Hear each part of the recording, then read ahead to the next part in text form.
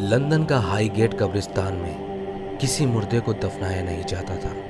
आत्माएं, पिशाच और भूत पूरी तरह स्वतंत्र हैं। वह किसी को ना तो दिखाई देते हैं और ना ही उन्हें कहीं भी आने जाने से रोका जा सकता है। वह जब चाहे इंसानी दुनिया को अपना ठिकाना बना सकते हैं और अगर कोई उनकी राह में बाधा पहुंचाने का काम करता है तो वह उसे अपने उद्देश्य में सफल नहीं होने देते। खंडर हो चुकी इमारतों और शापित जगहों पर तो रूह का कब्जा होता ही है, लेकिन इंसानी जीवन का अंतिम पड़ाव कहे जाने वाले कब्रिस्तान में इनका आना जाना कुछ ज़्यादा ही होता है।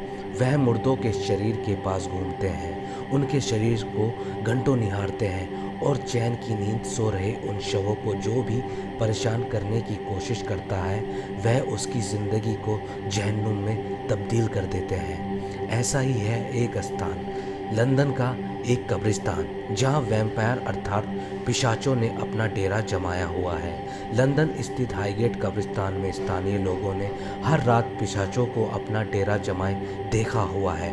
वह रात के समय खून की तलाश में इधर उधर घूमते हैं और अपनी राह में आने वाले हर इंसान को अपना भोजन बना लेते हैं। हाईगेट कब्रिस्तान के कई गेट हैं। यह वही स्थान है जहां दास कैपिटल के रचयिता कार्ल मार्क्स को दफन किया गया था।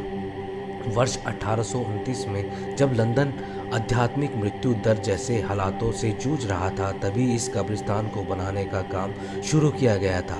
लंदन में रोज काफ़ी लोग मर रहे थे जिन्हें दफनाने का स्थान नहीं मिल रहा था। लोग अपने प्रियजनों को घर के आसपास दफनाने के लिए मजबूर थे, लेकिन ऐसा करने से बदबू और अन्य बीमारियां फैलना शुरू हो गई थी। इसी समस्या को हल करने के लिए हाईगेट कब्रिस्तान का निर्माण करवाया गया था।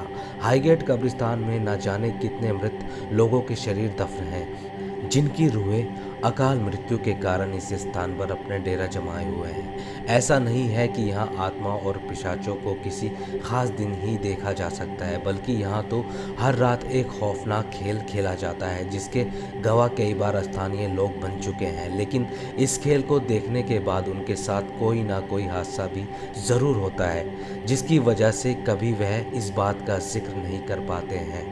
1970 की बात है जब एक स्कूल में पढ़ने वाली दो छात्राओं ने यह दावा किया था कि उन्होंने कब्रिस्तान के किनारे पर वैम्पायर को देखा है। इस घटना के बाद वहां घूम रहे एक प्रेमी जोड़े ने भी एक वैम्पायर को देखे की बात कही थी।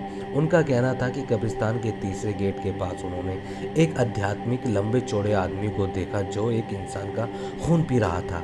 उसे देखकर उनके होश उड़ गए और वो वहां से भागने लगे।